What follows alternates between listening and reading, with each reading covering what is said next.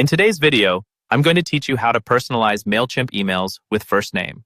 By the end of this walkthrough, you'll know exactly how to drop your subscriber's first name directly into your email content so your campaigns feel more friendly and more engaging. First, go ahead and open the Mailchimp campaign you want to work on. From your campaign dashboard, look for the section labeled Content. Inside that area, you'll see an option to edit what your email actually looks like. Click on Edit Design. This will open up the email builder where you can see all the blocks that make up your message: text, images, buttons, and so on.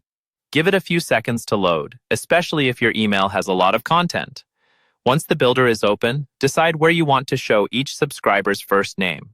A common place is right at the top of the email, maybe in your greeting, like "Hi" or "Hey there," followed by the name. Click directly into the text block where you want the first name to appear.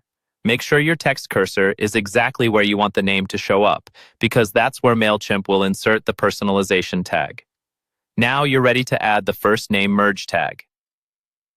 In the text editor toolbar, look for the option called Merge Tags. Click on that dropdown. You'll see a list of different tags you can use, like email address, last name, and more. From that list, choose first name. Mailchimp will insert a piece of placeholder text into your email, which represents the subscriber's first name. It might look a little technical inside the editor, but don't worry. Your contacts will see their actual names when they receive the email. Before you send anything, it's important to preview how this looks for real people on your list.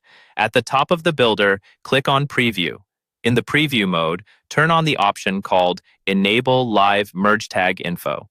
This tells Mailchimp to swap those placeholders with real data from your audience. Use the arrows in the preview window to cycle through different subscribers and confirm that their first names appear correctly in your greeting or wherever you place the tag. When everything looks good, you can close the preview and continue editing or move on to scheduling and sending your campaign, knowing your email will greet each person by name.